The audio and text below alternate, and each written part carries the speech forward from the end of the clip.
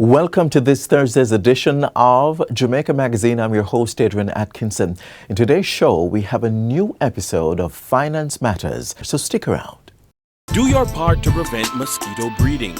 Mosquitoes will breed in any container that holds water. Tightly cover water storage containers such as drums, barrels, buckets and tanks. If this cannot be done, pour cooking oil on the water surface. Punch holes in all tins, plastics and beverage boxes to prevent the collection of water before disposal. Cover all tires or fill with dirt to prevent water collection. Scrub all vases once per week to remove mosquito eggs. Use mosquito repellents to protect yourself from mosquito bites. Dispose of garbage properly by placing in plastic bags and securing properly to prevent water collection. A message from the Ministry of Health and Wellness.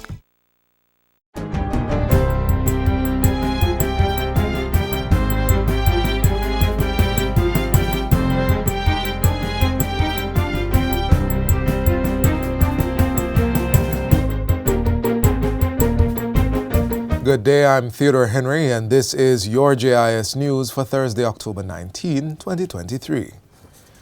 Jamaica's economy grew by 2.3% during the second quarter of this calendar year, while the unemployment rate remains at a record low 4.5%. Director General of the Statistical Institute of Jamaica, Statin, Carol Coy, gave the update during the agency's quarterly press briefing on Wednesday. She reported that growth of 2.2% was seen in the services industry, with the goods-producing industry having increased output of 2.6%. The Director General says the economy's performance demonstrates continued recovery. The economic recovery is also seen in the unemployment rate for July 2023, equaling the 4.5% outturn reported for April, the lowest unemployment rate in Jamaica's history. For 25 years, between 1990 and 2015, the unemployment rate averaged 13.9%. The country is now in a different, more positive single-digit unemployment paradigm. Statin's data shows 1,315,100 employed persons in July 2023.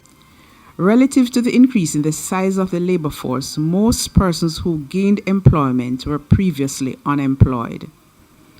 Females accounted for 54.6% of the increase in employed persons. The number of employed females increased by 25,700 to 605,200, while the number of employed males increased by 21,400 to 709,900.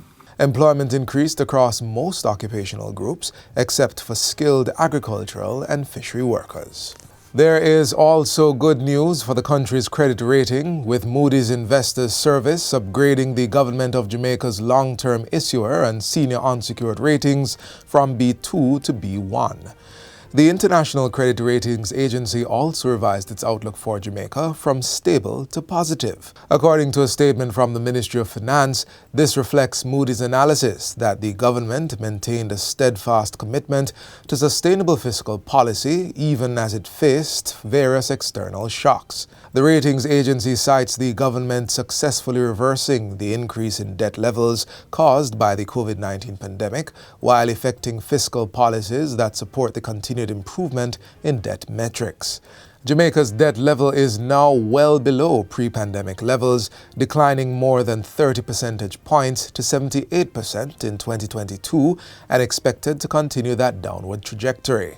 Finance Minister Dr. Nigel Clarke says Moody's upgrade is yet another testament to the effectiveness of the government's economic policy framework in improving Jamaica's economic independence and creating an environment that is attractive to investment and that supports jobs and growth. This economic policy framework, he says, has been principled, unwavering and disciplined, and today the Jamaican economy is stronger as a result. Jamaica and other CARICOM countries have formed a strategic partnership with Canada to work together on key areas for development. It is one of the outcomes of the Canada-CARICOM Summit, which is being held in Ottawa under the theme Strategic Partners for a Resilient Future. Prime Minister Andrew Holness is among regional leaders attending the summit. The collaboration is being welcomed as a measure to achieve greater stability, sustainability, and economic growth for participating countries. Deepening and strengthening our relationship will help us tackle urgent challenges together, creating good jobs, ending poverty, growing the middle class, making life more affordable. It will facilitate implementation of joint action, decisions and agreements on specific thematic priorities, including health, environment, defense, trade, development, and finance.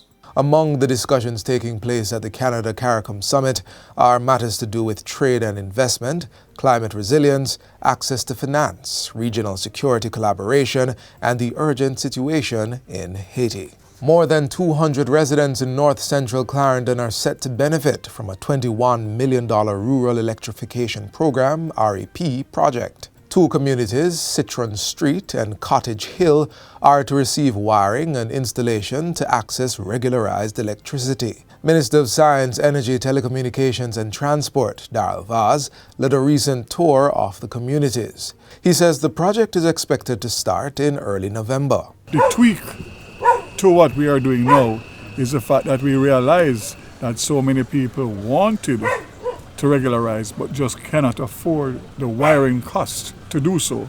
So that is something that we have included in the contract. So no citizen will be asked to pay for the wiring.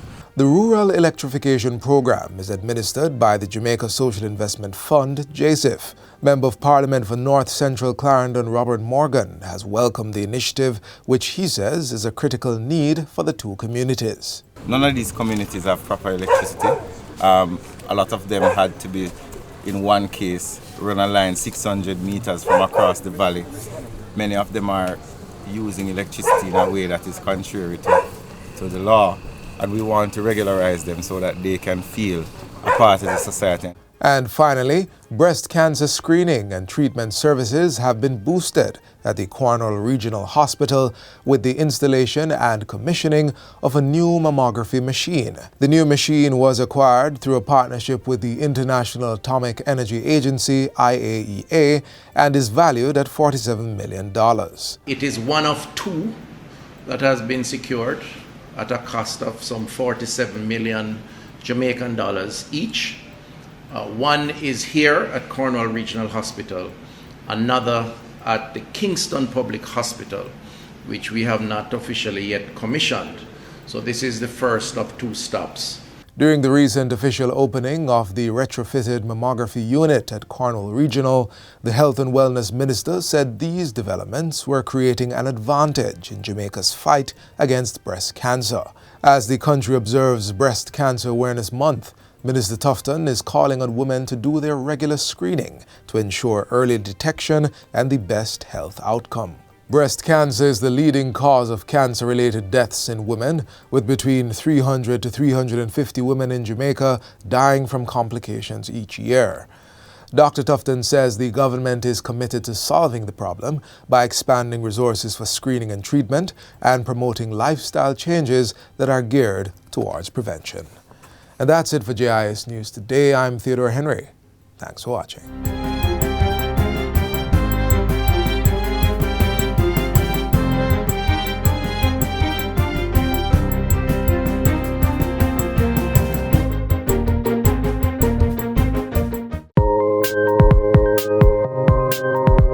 Breast cancer affects millions of women and men each year. Yes, even males. As we celebrate Breast Cancer Awareness Month, we encourage you to screen for the disease. This includes self-examinations and mammograms. Remember, early detection saves lives. So vibrant and colorful. It's like I don't even want to spend it. Do you love our new banknotes? Because I sure do. Let's learn more about the effect these new notes have on our economy in episode 3 of the 5th season of Finance Matters.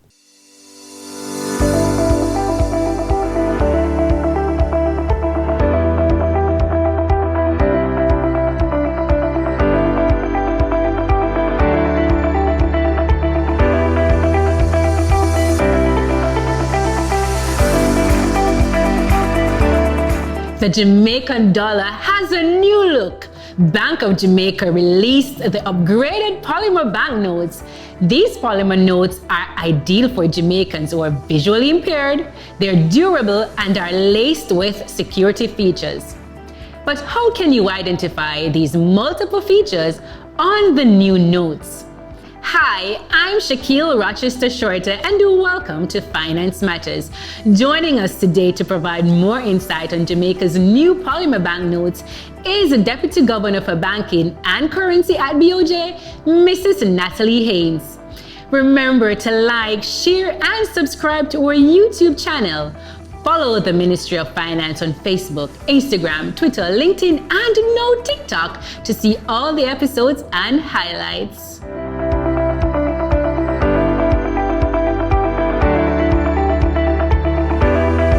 Mrs. Haynes, thanks for being on our program today.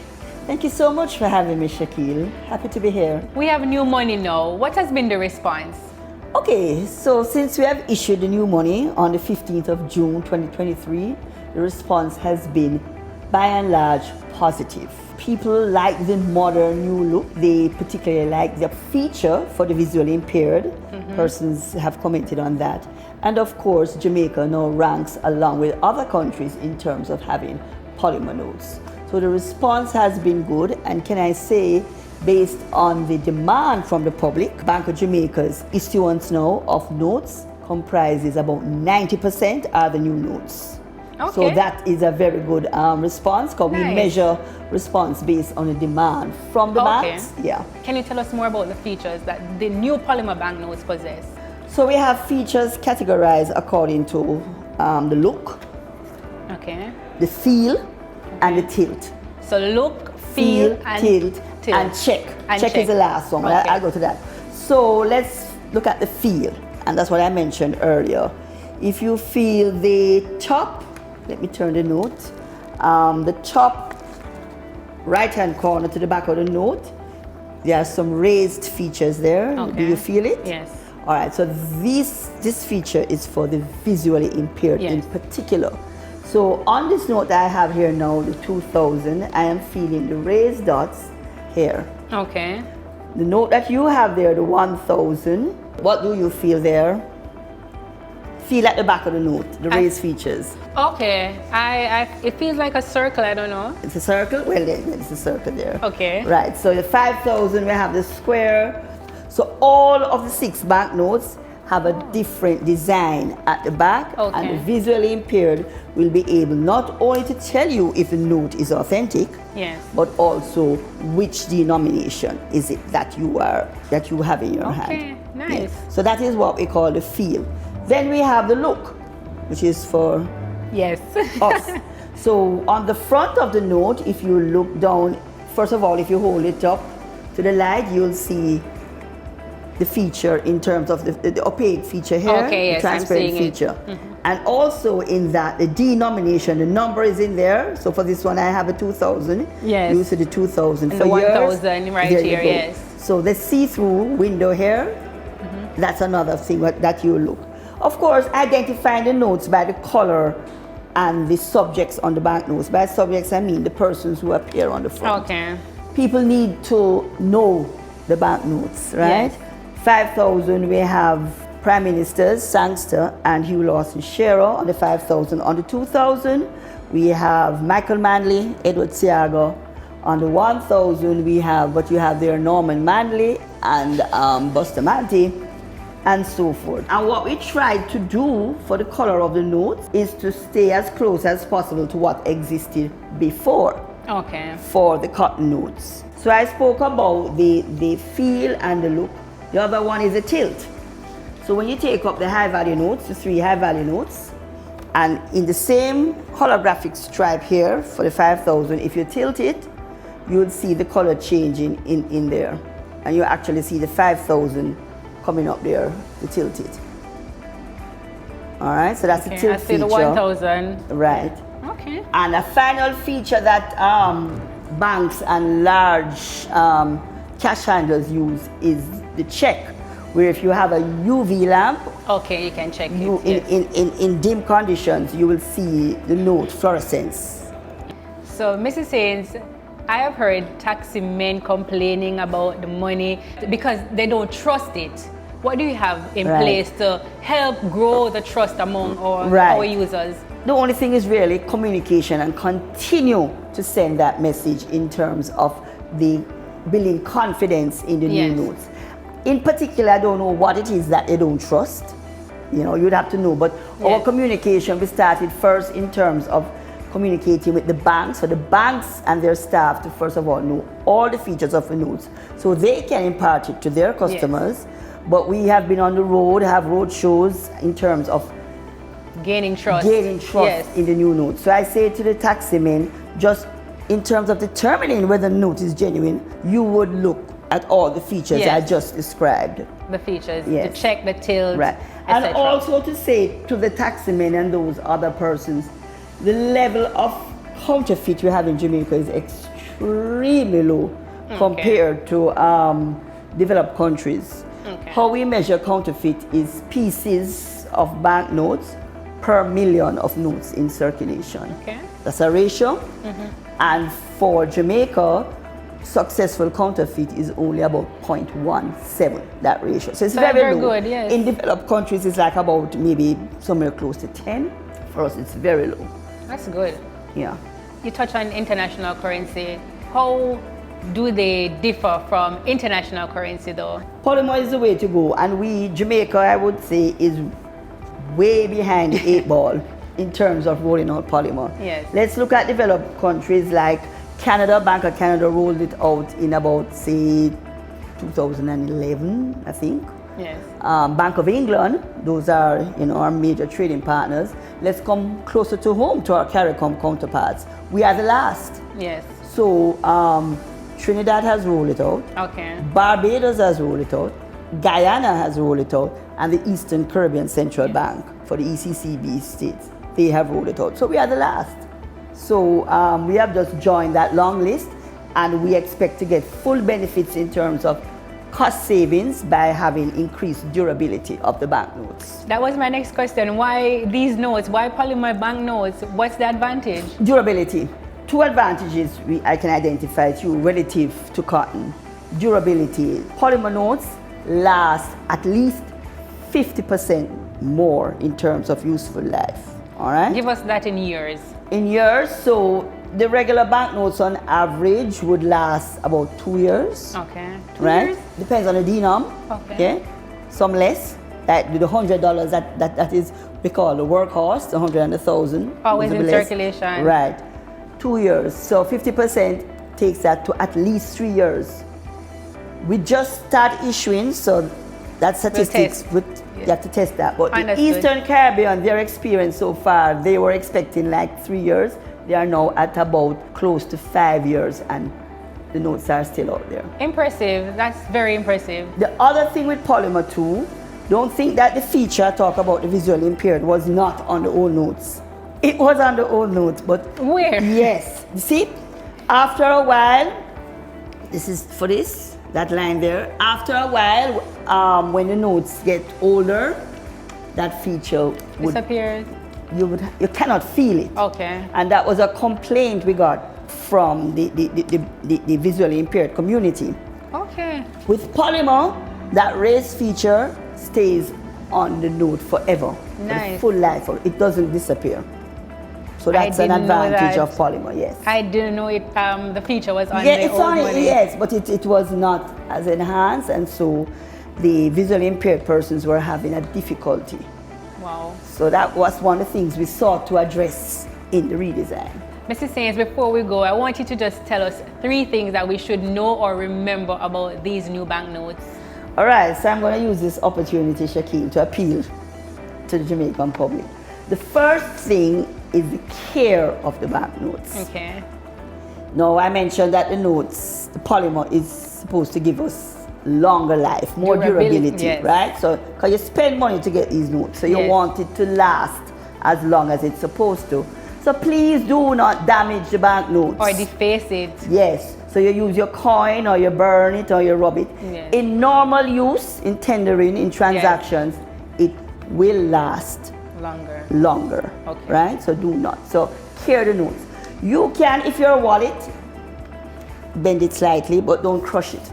Okay. It will come back if you crush it, but you don't want your notes to look like that. I actually did a little test, well, inadvertently, putting in the money in a smaller wallet and a billfold. But when I take it out and leave it, it comes right back out. Nice. Right? So just clear the notes. Just normally in your day-to-day transactions, you will just be moving the notes. Yes. So clear the bank notes. That's the first thing. The second thing, again, to your taxi men, in terms of determining the authenticity of the notes, just as I say, the feel, the look, or the features, and the tilt. Sure. To know that you're getting a genuine notes. And the third thing, do not be alarmed and quarrel with the banks. They are doing their best in terms of having their ATMs ready. Actually, ATMs island-wide, about 90% of those are ready to dispense. Okay. The issue is to accept the notes yes, for lodgements. That issue. Right. And depends on who your bank has. Some banks are ready, some are not. And for those that are not yet ready, they have workaround. For some banks, I know you go in and exchange it for the old notes, and some you can actually now do cash lodgements in the drop box at the institution. So they have the workaround until that is ready. They are trying their best, but they rely on third-party providers to retrofit the ATM. So I'm just appealing to the Jamaican public to be a little more patient with that. All right, so I'm sure Jamaicans are listening in and they will adhere to what you're saying. So thank you, Mrs. Zanes, for being on our program today. My pleasure. And thank you for joining us on this episode of Finance Matters. Remember to follow us on social media at MOF Jamaica and tune in next week as we continue to demystify the economic and fiscal policies and initiatives implemented by the government to empower Jamaicans as we chart a path to Jamaica's economic prosperity.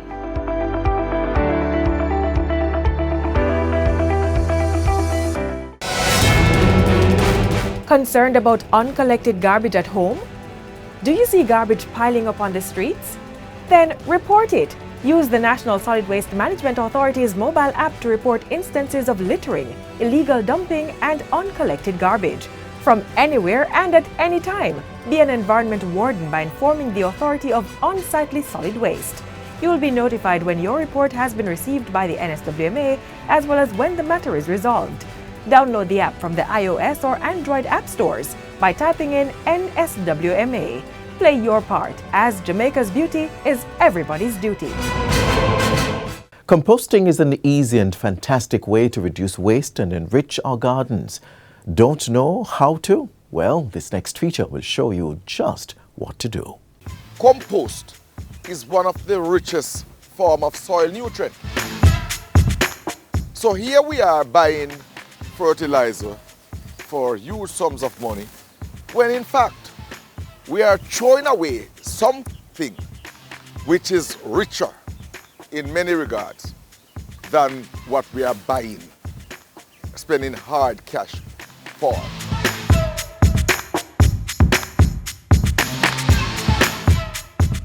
We, from time to time, do what we call garbage characterization survey.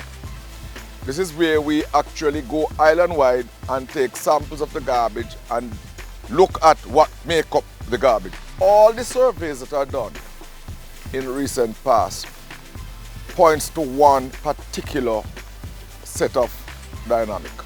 The compostables are always the highest. 67% in some survey, 65% in some. We eat vegetables.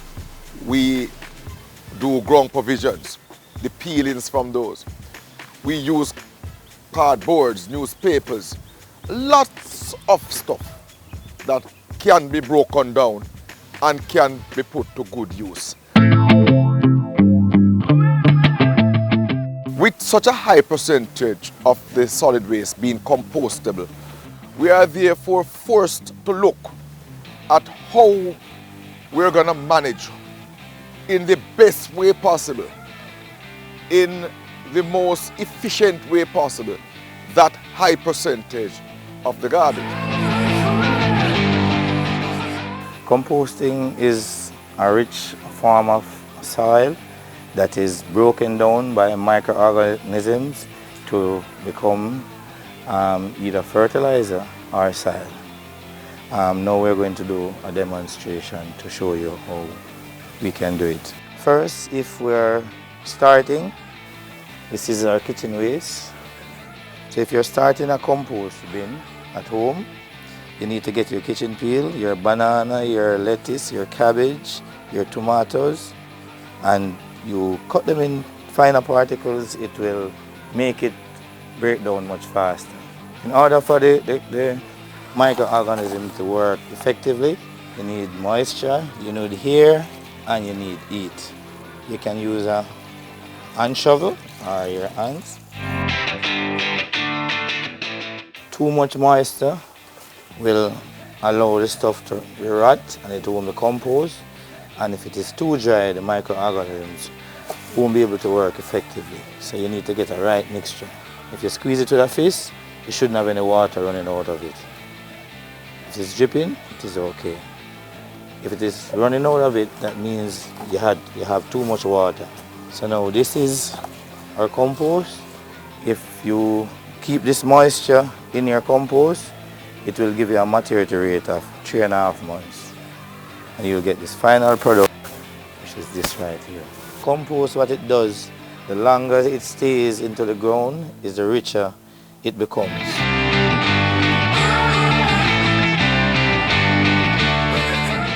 We're going to demonstrate how we use our compost for potting. We're going to pot a few plants using our compost. This plant is called spider fern. It is an indoor plant that does like a fair amount of water. It likes a light mixture. The composting can be used for indoor and outdoor plants. This plant is called a bougainvillea. It is an outdoor plant. It likes a lot of sunlight. It blooms a lot, and it likes dry areas. The compost is offer drainage. It doesn't keep the water too long. This is now 6 weeks old, and this is 3 weeks after being planted as a seedling using our compost. And this bougainvillea is 6 weeks after being planted by our compost, and they're just blooming, blooming, blooming. This is a mature spider fern that we use for our rentals, and this is about 2.5 months old. The other benefit is that we at the NSWMA, we would need less trucks. Now, right now, our biggest problem is trucks to remove garbage. Can you imagine if we could take out the 67%, which we could convert at source? What that would do to our national budget? Gas oil, repairs of trucks, labor to work on the trucks. Just look at it. It is huge savings that could come. Exponential is about getting a behavioral change at source that will see significant reduction in solid waste. We want to see this reduction and to see it in a very tangible way. And we believe that composting provides that excellent opportunity.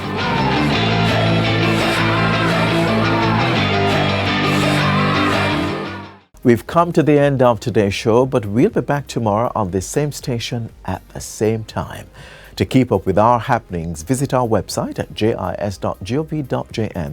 On behalf of the entire production team at the JIS, I'm Adrian Atkinson. Thank you so much for watching. This has been a production of the Jamaica Information Service, the voice of Jamaica.